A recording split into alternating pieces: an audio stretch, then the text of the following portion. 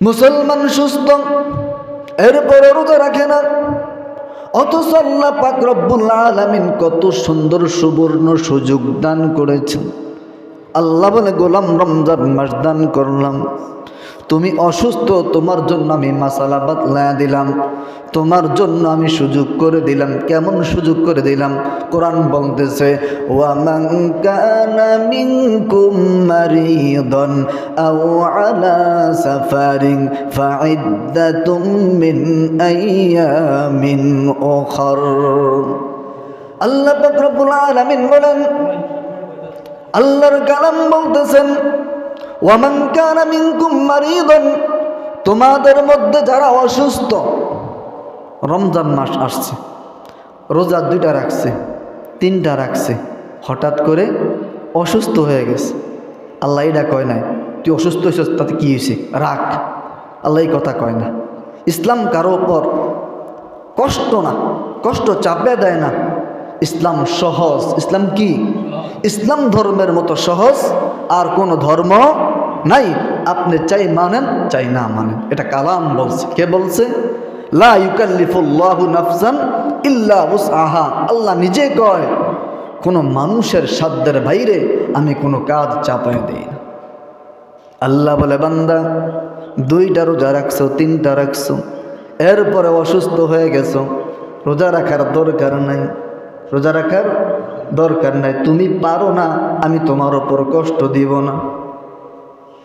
ওয়া মান কানা মিনকুম মারিদান, তুমি অসুস্থ অথবা তুমি সফরে গেছো। কোথায় গেছো?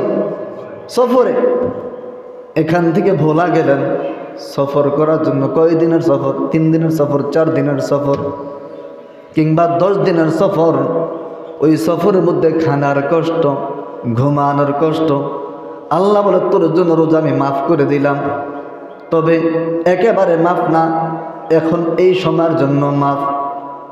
এটা পরে কিভাবে আদায় করব আল্লাহ তাআলা মাসালা বাতলা দিয়েছেন, ফাইদ্দাতুম মিন আইয়ামিন উখর।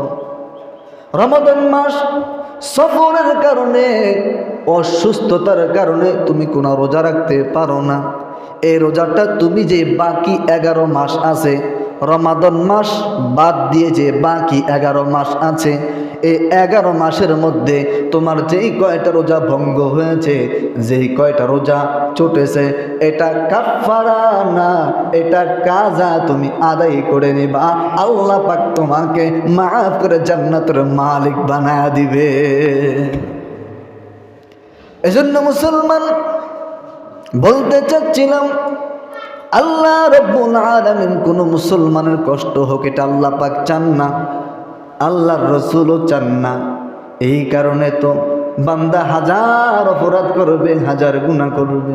আল্লাহ বলে, অন্তরের অন্তঃস্থল থেকে একবার আল্লাহ বলে ডাক দিবে, আল্লাহ তামাম জিন্দেগীর সমস্ত গুনাহগুলা মাফ করে দিবে। এজন্য মুসলমান উম্মতের দল, আল্লাহ পাক রব্বুল আলামিন রমাদান মাস দান করেছেন। যেমন রোজা রাখার মধ্যে অনেক বরকত, অনেক ফজিলত, ঠিক দান করার মধ্যেও বরকত, দান করার মধ্যেও ফজিলত। শুধু তাই নয়, আল্লাহ পাক আমাকে কিছু টাকার মালিক দান করেছে, কিছু টাকার মালিক বানিয়েছে। এই টাকার মধ্য থেকে আমি কিছু টাকা ব্যয় করে ইয়াতিম মিসকিনদের ইফতারের ব্যবস্থা করে দিলাম। এটার মধ্যে আমার জন্য কল্যাণ। কেমন কল্যাণ? আল্লাহ রসুল একদিন সাহাবা একরামদেরকে বলতেছেন, এ সাহাবারা, তোমরা যদি রোজাদারকে ইফতার করাও তোমাদের কেমন সওয়াব জানোনি? কয়, না রাসূল, জানি না। শুনে নাও, তোমরা যে সারাদিন ক্ষুধার্ত থেকে রোজা রাখলা, এই রোজা কবুল হতেও পারে, নাও হতে পারে, গ্যারান্টি কেউ দিতে পারবে না, পারবেনি। আমি যে সারাদিন রোজা ছিলাম, এই রোজাটা আল্লাহর কাছে কবুল হয়েছে কিনা কাল কিয়ামতের ময়দানে আমল নামা চাওয়া ব্যতীত কি বলতে পারবো? বলতে পারবো না। এই জন্য রোজার কোনো গ্যারান্টি নাই কবুল হয়েছে কিনা।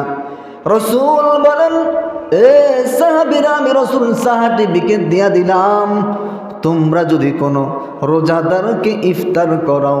ওই রোজাদার সারাদিন রোজা থেকে যেই পরিমাণ সওয়াবের মালিক হয়েছে, ওই সম পরিমাণ সওয়াবের মালিক রব্বে কাবা তোমাকে বানায়া দিবে। আবার এটা ভাইব না আমাকে এক মুসল্লি ইফতার করাইল, কিন্তু মুসল্লি তোমরা এটা ভাইব না যে তোমাদের আমল নামা থেকে সওয়াব কাটা হবে। না না, আমার আমল নামা থেকেও সওয়াব কাটা হবে না, আপনাদের আমল নামা থেকেও সওয়াব কাটা হবে না। আল্লাহ পাকের কাছে কি কমতি আসেনি? আল্লাহ পাকের ভান্ডারের মধ্যে কমতি নাই। আল্লাহ পাক আমাকেও দিব, আপনাদেরকেও দিব, তবে কম করে দিব না, অনেক বেশি করে দিব। আল্লাহ রসুল যখন এই কথা বললেন, সাহাবে একরামের মধ্যে ধনী সাহাবী আছে না, এরা কি করলেন? দামি দামি খেজুর, দামি দামি আপেল, বেদানা, আঙ্কুর, এই ফলগুলা দিয়ে মানুষকে ইফতার করানো শুরু করে দিল। আবার গরিব সাহাবী আছে না, এরা আল্লাহ রসুলের কাছে চুপে চুপে আসছে। কারণ সাহাবারা তো সওয়াব অর্জনের জন্য পাগল। গরিব সাহাবীরা আল্লাহর রসুলের কাছে এসে শিকায়াত করল, ওগো পয়গম্বর, আপনি তো হাদিস বলে দিয়েছেন বড় লোক ধনী সাহাবীরা তো সব সওয়াবের মালিক হয়ে যাইতেছে, আমরা তো মাহরুম হইতেছি। বলে কি ব্যাপার? কয় তারা আঙ্কুর দামি দামি দামি দামি খেজুর দিয়ে তারা ইফতার করায়, সমস্ত সওয়াবের মালিক তো তারা হয়ে যাইতেছে। আল্লাহ রসুল বলে, এই গরিব সাহাবীরা, কোনো চিন্তার কোনো কারণ নাই, পেরেশানির কোনো কারণ নাই, তোমরাও পারবা, তোমরাও পারবা। কেমনে নবী গো, কেমনে পারবো? আল্লাহ রসুল বলে, তোমাদের ঘরে কি দুধ নাই? গাভীর দুধ আছে। তোমাদের ঘরে কি সাদা পানি নাই? যদি পারো দামি দামি ফল দিয়ে মানুষকে ইফতার করাও। যদি এটাও তোমাদের কাছে সম্ভব না হয়, এক মগ দুধ, এক গ্লাস দুধ, হাফ গ্লাস দুধ এর মাধ্যমে ইফতার করাও। এটাও যদি সম্ভব না হয়, এক ডোব সাদা পানির মাধ্যমে ইফতার করাও। আল্লাহ পাক রব্বুল আলামিন তোমাকে ওই সওয়াবের মধ্যে অন্তর্ভুক্ত করে দিবেন। কি বুঝলাম? ইসলাম কি কারো উপর চাপায়া দিয়েছে? ইফতারি করার ফজিলত শুধু এতটুকু না, আরো মারাত্মক ফজিলত, যেটা শুনলে আমরা নিজেরা না পারলেও একজন রোজাদারকে সাদা পানির মাধ্যমেও ইফতার করাইলেও করাবো, এত ফজিলত। কিন্তু সামর্থ্য আছে, কিপটামি করলে চলবে না। সামর্থ্য অনুযায়ী ইফতারে দিতে হবে। একেবারে না পারলে যে কিছু দিতে পারলাম না, শুধু সাদা পানি খা, আল্লাহ পাক দেখতেছে না? অবশ্যই দেখতেছে। রোজাদারকে ইফতার করাইলে কেমন ফজিলত, ছোট্ট একটা টিপসের মাধ্যমে আমি বলতে চাই। এক আল্লাহর বান্দা রোজা রেখেছে, গরিব অসহায়, টাকা পয়সা কিছু নাই, দিন আনে দিন খায়, একবেলা খাইলে পরের বেলা খাওয়ার জোগাড় করতে পারে না, এমন অসহায়। আল্লাহর বান্দা রোজা রাখলো, রোজা রাখার পর সন্ধ্যা ঘনিয়ে এলো, নিজে রোজা রেখেছে, সন্তানরা রোজা রেখেছে, ঘরের স্ত্রী রোজা রেখেছে, কিন্তু ইফতার কি দিয়া করব? ঘরের মধ্যে সাদা পানি ছাড়া কিছু নাই। আল্লাহর বান্দা বড় পেরেশানির মধ্যে পড়ে গেলেন। আমি এবং আমার স্ত্রী সাদা পানি দিয়ে ইফতার করতে পারবো, কিন্তু ছোট ছোট সন্তানদের সামনে তো সাদা পানি দেওয়া যাবে না। এরা তো ছোট মানুষ, কিছু বোঝে না, লাত্তি মেরে সব ফালাইয়া দিবে। আমি বাবা হিসাবে সন্তানের সামনে কিভাবে সাদা পানি দিব? বাবা বড় পেরেশান হয়ে গেল, আল্লাহর বান্দা বড় পেরেশান হয়ে গেল। পেরেশানি হওয়ার পর আসরের নামাজ আদায় করলো। আসরের নামাজ আদায় করার পর বের হয়ে গেল, দেখি আমার কোনো বন্ধু পাই কিনা। আমার বন্ধুদের কাছে যদি কিছু টাকা ধার পাই, ওই টাকা দিয়ে আমি ইফতার ক্রয় করে সন্তানের মুখে হাসি ফোটাবো। তার বন্ধু বান্ধবের মধ্যে একজন ধনী বন্ধুর বাড়িতে গেল। ধনী বন্ধুর বাড়িতে যাওয়ার পর বন্ধুকে ডাক দিল, বন্ধু একটু ঘর থেকে বেরিয়ে আসো। বন্ধু ঘর থেকে বেরিয়ে আসলো, আসার পর বলতেছে আমি রোজাদার, আমার সন্তানরা রোজাদার, আমার ঘরের স্ত্রী রোজাদার, কিন্তু ইফতার কি দিয়া করব, ঘরের মধ্যে কিছু নাই, আমি আর আমার স্ত্রী সাদা পায়ে ইফতার করতে পারবো, কিন্তু সন্তানের সামনে কি দিব, কিছুই নাই, দেওয়ার মতো কিছু নাই। তবে তুমি আমাকে অল্প কিছু টাকা করজে হাসানা দাও, অল্প কিছু টাকা তুমি আমাকে ঋণ দাও, আমি পরে কামাই করে তোমাকে এরা পরিশোধ করে দিব। কিন্তু বড় লোক অহংকারী মুসলমান ওই আল্লাহর বান্দা গরিবের কত কথা শুনল না, না শুনিয়া বকাবকি করে ঘর থেকে ধাক্কা দিয়ে বের করে দিল। আল্লাহর বান্দা কান্না করে করে করে করে আল্লাহর কাছে বলতেছে, ও আল্লাহ, দিতে পারবো না এটা বললেই তো হতো, কিন্তু আমাকে গালিগালাজ করে ঘর থেকে ধাক্কা মেরে বের করে দিল, আমি এটার বিচার চাই। কার কাছে বললেন? আল্লাহর কাছে। রোজাদারের দোয়া আল্লাহ কি ফেরত দেন? ফেরত দেন। আল্লাহর বান্দা মনটা খারাপ করে করে করে রাস্তা দিয়ে হাঁটতেছে, হঠাৎ করে এক বিধর্মী হিন্দু, কি মুসলমান না হিন্দু, আচ্ছা মুসলমানের মধ্যেই কি শুধু ভালো মানুষ, খারাপ মানুষ নাই? আছে। হিন্দুদের মধ্যে কি ভালো মানুষ নাই? আছে। মন ফ্রেশওয়ালা মানুষ নাই? আছে। যদিও বাপদাদারা হিন্দু ধর্ম, এই জন্য হিন্দু ধর্ম পালন করে, কিন্তু তাদের মন অনেক বড়, এমন কিছু মানুষ আছে। আল্লাহর বান্দা রাস্তা দিয়া যাইতেছে, বিধর্মী এক ভাইয়ের সাথে সাক্ষাৎ। বিধর্মী মুসলিম ভাইকে জিজ্ঞাসা করলো, মুসলিম ভাই, আপনার চোখে পানি কেন, আপনার মনটা মলিন কেন, কান্না করতেছেন কেন, মনটা খারাপ কেন? মুসলমান ভাই ডাক দিয়া বলো, বিধর্মী ভাই, তোমাকে বলে আমার কি লাভ হবে?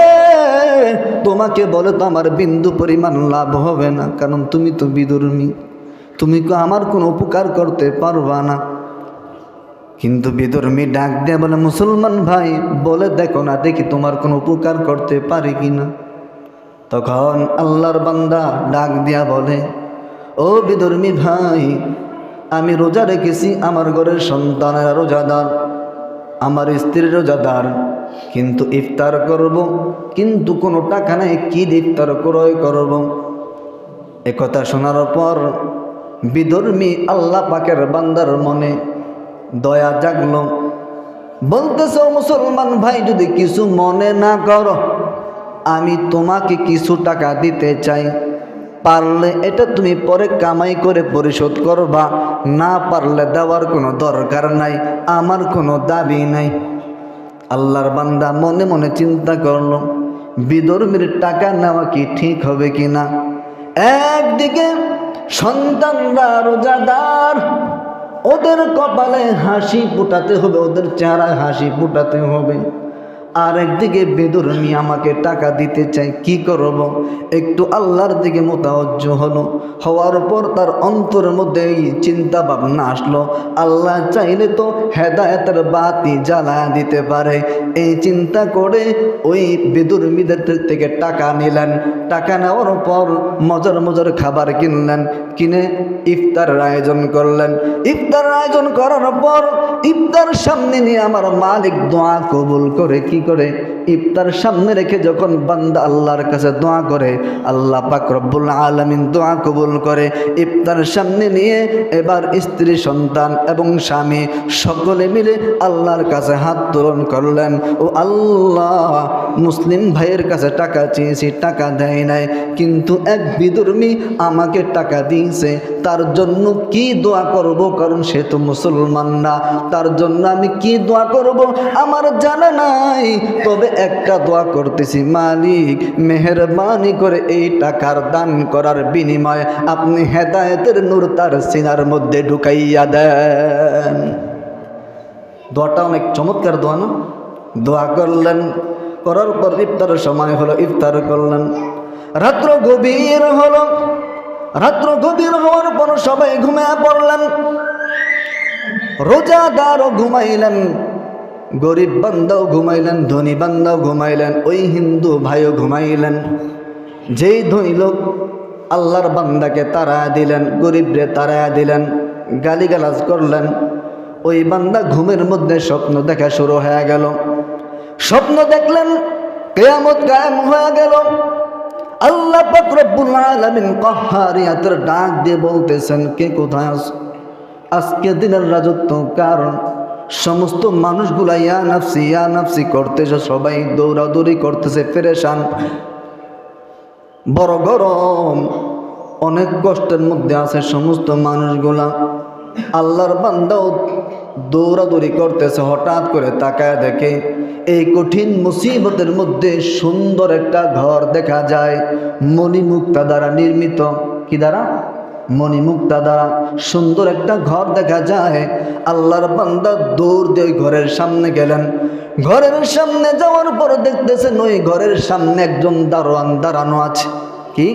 দারোয়ান দাঁড়ানো আছে। দারোয়ানকে বলতেছে, হে দারোয়ান, সাইড দাও, আমি এখানে একটু বিশ্রাম নিব, আমি এখানে একটু বসবো এই ঘরের মধ্যে। কিন্তু দারোয়ান বলতেছে, না না, এই ঘর তোমার জন্য না। তবে এই ঘর কার জন্য? দারোয়ান বলতেছে, এই ঘর হল ওই বান্দার জন্য যে বান্দা দুনিয়ার জমিনে রোজাদার ব্যক্তিকে ইফতার করায়। এই স্বপ্ন দেখার পর আল্লাহর বান্দার ঘুম ভেঙে গেল। মোটামুটি রাত্রটা শেষ করলো, সকাল হলো। সকালবেলা ওই যে রোজাদার আল্লাহর বান্দার কাছে আসলো, ও আল্লাহর বান্দা, তোমার কত টাকা লাগবে? কালকে ইফতারের ব্যবস্থা হয়েছে কি? বলে, হ্যাঁ হয়েছে। তোমার আর টাকার দরকার নাই, আমার আর টাকা লাগবে না, যাও তুমি তোমার পথে যাও। কি ব্যাপার, কিভাবে হয়েছে? দয়া করে তুমি আমাকে মাফ করে দাও, তোমার সাথে আমি যে খারাপ ব্যবহার করেছি আমাকে মাফ করে দাও। বলবানি কিভাবে হয়েছে? আল্লাহর বান্দা বলতেছে, ওই যে ওই বাড়ির এক হিন্দু ভাই, আমি যখন রাস্তা দিয়ে আসতেছি সে আমাকে দেখে আমাকে কিছু টাকা দিল, ওই টাকার বিনিময়ে আমি ইফতার করেছি। আল্লাহর বান্দা এখানে কোনো কথা না বলে সোজা চলে গেল বিধর্মীর বাড়িতে। বিধর্মীর বাড়িতে যাওয়ার পর বিধর্মীকে ডাকলো, হ্যাঁ বিধর্মী, তুমি কোথায়? বলে, কি ব্যাপার, কি জন্য ডাকতেছ? বলে, তুমি কি গতকালকে মুসলমানকে ইফতার করার জন্য কিছু টাকা ধার দিয়েছো? বলে, হ্যাঁ দিয়েছি। বলে, না, আমি আমার পক্ষ থেকে ওই বান্দার ধার, ওই বান্দার ঋণ পরিশোধ করে দিলাম, তুমি ওই বান্দা থেকে আর টাকা চাও না। আল্লাহর বান্দা ডাক দিয়া বলে, না না, হবে না, সময় চলে গেছে, এখন কি বিল্ডিং দেখিয়া টাকা দেওয়ার বড় ইচ্ছা জাগছে, লাভ নাই, লাভ নাই। আল্লাহু আকবার বলেন। তার মানে কি? এই স্বপ্ন ওই রাত্রে হিন্দু দেখেছে। এবার আল্লাহর বান্দা হাত জোর করে বলে, হিন্দু ভাই, তোমার হাতে পায়ে ধরে বলি, দয়া করে আমার টাকাটা নাও। এবার হিন্দু আল্লাহর বান্দা ডাক দিয়ে বলে, ও মুসলমান ভাই, আমাকে আর তুমি হিন্দু বলে সম্বোধন করো না, আমি এখন আর হিন্দু নাই। রাতের গভীরে, রাত 2টা থেকে 3টা বেজে আল্লাহর রসুল আমার ঘরের মধ্যে প্রবেশ করছে। আল্লাহু আকবার বলেন।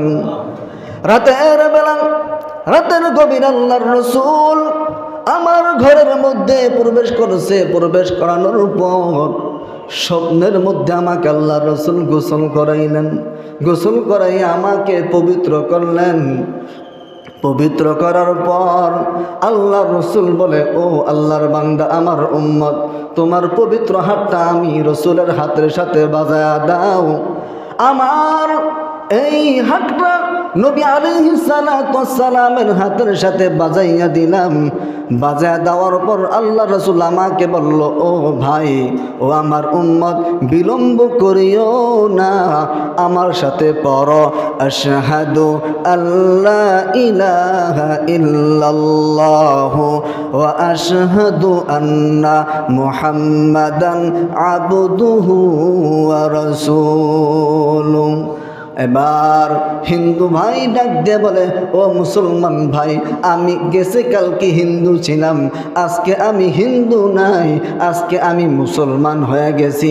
শুধু মুসলমান না, তুমি রাতের বেলা যেই ঘরটা জান্নাতের মধ্যে দেখেছো, ওই ঘরের মালিক দুনিয়ার মধ্যে কেউ না, ওই যে রোজাদারকে আমি ইফতার করাইছি, রোজাদার আমার জন্য হেদায়েতের দোয়া করেছে।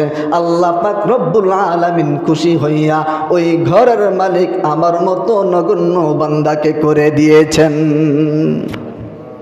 এই জন্য ইফতার করাইলে ফজিলত আছে না নাই? আছে, অনেক ফজিলত। রোজাদারকে ইফতার করাইলে অনেক ফজিলত। এই জন্য আমরা আমাদের সামর্থ্য অনুযায়ী, কি অনুযায়ী? সামর্থ্য অনুযায়ী আমরা কি করব? রোজাদারকে ইফতার করাইব। যে সমস্ত মানুষরা গরিব অসহায়, এদেরকে ইফতার কিনে দিব, ইফতার কিনে দিব। এরা এত খুশি হয় যারা দিন এনে দিন খায়। এদেরকে যখন আপনি ইফতারের বস্ত্র কিনে দিবেন, ইফতারের খাদ্য কিনে দিবেন, এরা যদিও মুখে প্রকাশ করতে পারে না, মুখে প্রকাশ করতে পারে না, একটা মিষ্টি হাসি দিব, হাসি দিয়ে অন্তরে এত খুশি, অন্তর থেকে যে খুশি, এটাই দোয়া। এটাই কি? দোয়া। মুখে আর বলতে হবে না আল্লাহ আপনি তাকে শান্তির ব্যবস্থা করে দেন, আল্লাহ আপনি তাকে টাকা পয়সার মালিক বানিয়ে দেন, মুখে এটা প্রকাশ করতে হবে না। এই যে অন্তর থেকে যে আনন্দ অনুভূতি করতেছে, আনন্দ প্রকাশ করতেছে, এটাই আল্লাহ পাক রব্বুল আলামিন কবুল করে আপনার মনের মনস্কাম আল্লাহ পাক রব্বুল আলামিন কি করে দিবেন? পূর্ণ করে দিবেন।